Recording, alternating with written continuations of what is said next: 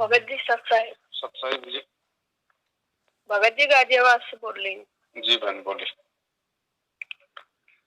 भगत जी मैं अपने यहाँ आसपास कोई भी दूसरा भगत ना है, मैं अकेली पढ़ रही हूँ और मैं भी आपसे जुड़ना चाहती हूँ, तो इसके लिए क्या करें? देखो जुड़ने का मतलब तो यही है कि सच्चाई समझ में आ गई है तो बस हमने इन लोगों का साथ छोड़ देना है, अपनी भक्ति क्रियाओं को ठीक करना है, परमात्मा से समय याचना मांग लेनी है। आज से पहले जो भी जाने अनजाने में गलतियां हुई आगे से बिल्कुल अपना सावधान हो गए चलो। और बाकी हमारे व्हाट्सएप के कुछ ग्रुप बने हैं तो दास आपका नंबर उनमें जोड़ देगा, सब सूचना आपको मिलती रहेगी जी। बस बाकी लाइव प्रोग्राम से जुड़ जाया करो तो वो ग्रुपों में जुड़ी रहोगी तो मैसेज वगैरह आ जाएगा भाई किस दिन लाइव आएंगे, क्या विषय है, वैसे भी मैसेज वगैरह आते रहेंगे। भगत जी मैं अपने परिवार में भी अकेली हूँ। कोई बात नहीं, 90% लोग ऐसे ही हैं। आसपास भी कोई भक्त ना है, यहाँ भी गाजियाबाद में भी ना है और मेरे गांव में भी ना। भगतों से क्या करना है अपने को, भगत कौन सा अपना बर्तन साफ करके जाएगा, नहीं है तो नहीं, अपने पास अपना भगवान है, सत्संग, और क्या चाहिए।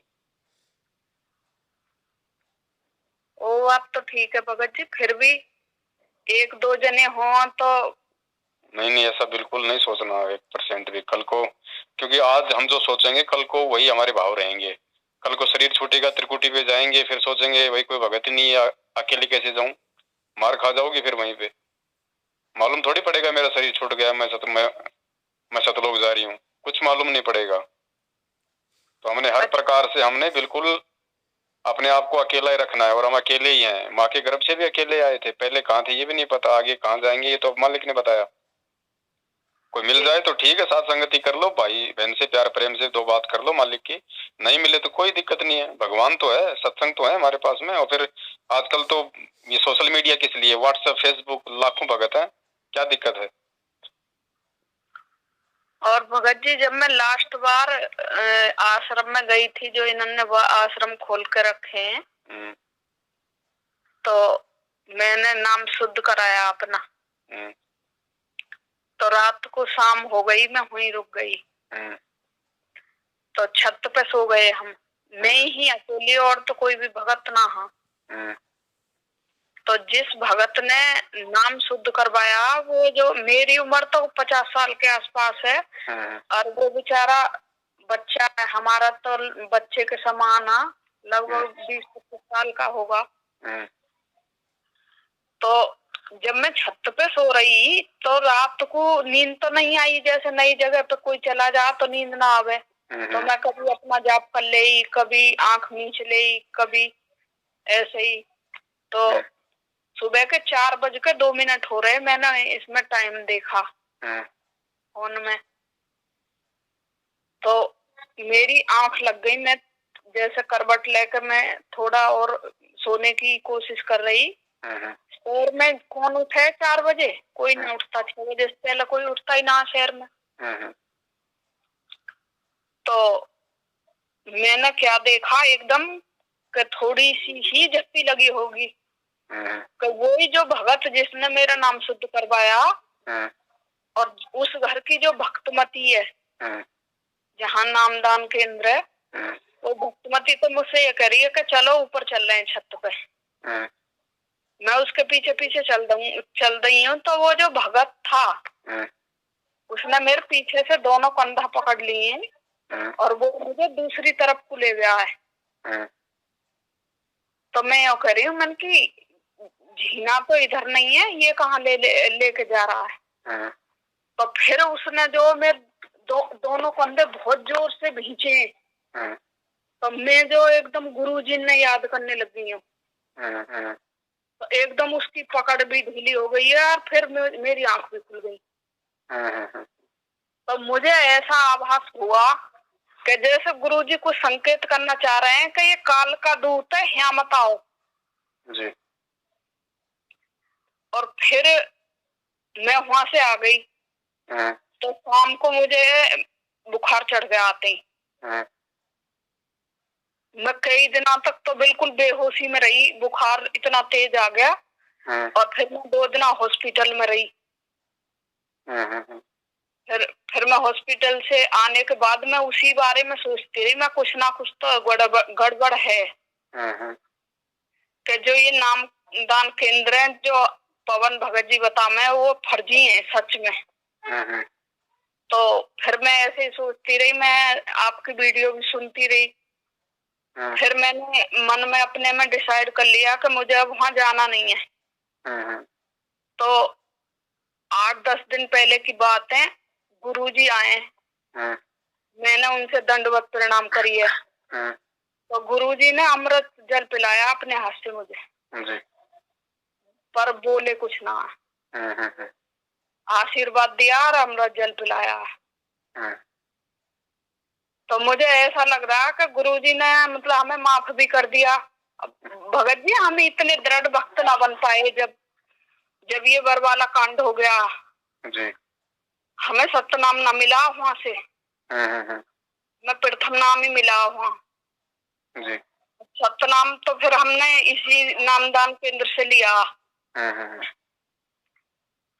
तो अब हमें जब जानकारी नहीं थी, आपकी वीडियो देख देख कर हमें जानकारी हो रही है जी। तो अब हमारे मन में ये बात आवे, हम बहुत से भक्त, अगर किसी भक्त का फोन भी आ जाए या कोई मिल जाए तो हम उससे यही सवाल करें मन कि जब गुरुजी आश्रम में है, जब तो वे ऐसा कोई भी आदेश ना करे जो ये रोज के आदेश निकल रहे हैं जी। और जितने भर भी इन्होंने पहले से आदेश निकाले, जब तक हमने आपकी वीडियो भी ना देखी कि जैसे किसी रैली में जाना है और किसी को ज्ञापन सौंपना, किसी कहीं धरना प्रदर्शन करना है, तो हमारे मन में ये बात गलत आ गई पहले से ही। मैंने कभी ऐसी चीजों में भाग ही न लिया। कुछ 2-4 बार मैं बस पुस्तक सेवा करने चली गई, फिर उसके बाद में मैंने पुस्तक सेवा करनी छोड़ दी। लेकिन भगत जी हमें गुरुजी कभी 8 दिन में, कभी 15 दिन में, कभी महीना में, सपने में हमें खूब दर्शन दिए हैं गुरुजी ने। पर हम जो अब समझ पाए कि सच में ये नामदान केंद्र फर्जी है जी। ये कौन से नामदान केंद्र की घटना है? ये बुलंदशहर की है। अच्छा अच्छा अच्छा। और अब जब मैं नाम शुद्ध करवाने गई तो वो बोले कि सोने और चांदी की सारी चीज निकाल दो जब नाम शुद्ध होगा। और मैंने कहा सोने की तो मैंने सुनी भी ही गुरुजी के मुंह से, लेकिन गुरुजी फिर भी जब आश्रम में है सब भगत, तो फिर भी नाक की लौंग ऐसा तो नहीं कहते थे कि नाक की लौंग भी मत पहनो। वे यूं कहे ज्यादा हार श्रृंगार करने की जरूरत ना है, जो साधारण तरीके से भक्त को रहना चाहिए ऐसे रहना चाहिए जी। और उन्होंने चांदी वांदी की भी चीज निकलवा दें कि ये भी नहीं पहननी है। तो हमें तो ये सारी चीजें ये अजीब लग रही हैं जी। गुरुजी ऐसे आदेश कभी ना कर सकें। अब ये बताओ कि जो नई जुड़ने वाली पीढ़ी है हमारी, वो जब इन चीजों को सुनेगी तो वो तो पहले से पहले ही दूर हट जाएगी। सही बात है। जब हम उनके सामने ऐसे पेश आएंगे और उनसे बताएंगे कि गुरुजी का ऐसा ऐसा आदेश है, तो वो तो पहले से पहले कह देंगे कि अगर ऐसा आदेश है तो हम नाम दीक्षा ना ले रहे। तो ये भक्ति है, मतलब इतनी सरल भक्ति दी हमारे गुरुजी ने, और इन्होंने भक्ति का सारी का जो नाश कर दिया। मैनेजमेंट वाले ने बिल्कुल भक्ति का नाश कर दिया, बिल्कुल इतनी कठोर भक्ति बना दी कि जो पहले हम काल की भक्ति करे उससे भी ज्यादा कठोर कर दी। या तो कोई नाम ही ना लेगा, इन सारे इतने कड़े नियम बता जो रहे हैं ये, और अगर किसी ने ले भी लिया गलती से तो वो छोड़ देगा। ये चीजें क्या है ना बहन, परमात्मा ने कभी भी इन चीजों के लिए फोर्स नहीं किया है। मालिक ने सत्संगों में जिक्र जरूर किया कि भगत को सोना नहीं पहनना चाहिए, लेकिन वो उन आत्माओं के लिए है जो आत्माएं मतलब ज्ञान को आधार बना चुकी हैं, क्योंकि जो ज्ञान को आधार बना पाएंगे वही इन चीजों को छोड़ पाएंगे। उसके बाद तो उनको ये शारीरिक मिट्टी नजर आएगा, तो मिट्टी पे क्या सोना पहनना क्या चांदी पहननी। लेकिन एक नए भगत के सामने तुम इस तरीके से दबाव बनाओगे तो फिर वहां दिक्कत हो जाती है। हाँ, यही बात मैं कहना चाह रही हूँ भगत जी, मैं नई भक्त ना हूँ, मैं तो जो 7 साल से भक्ति कर रही हूँ जी जी। और जो है मेरी उम्र भी 50 के आसपास हो गई है। मैं वो मुझे तो इस सीजन का पहले से भी शौक ना हा, अब भी ना। पर मैं उन नए भक्तन के बारे में सोच रही हूँ जो नए भक्त जुड़ने की सोच में, और जिनके सामने जब ऐसी समस्या आ जाएगी तो वो तो जुड़ेंगे ही ना। सही बात है। और सोना चांदी को ये जो निकलवाते हैं, इनका मकसद कोई परमात्मा के ज्ञान से संबंधित नहीं होता। इनका मकसद होता है कि सोना चांदी बेच के हमें नामदान केंद्र पे दान कर दो। हाँ, बस यही मकसद है इनका।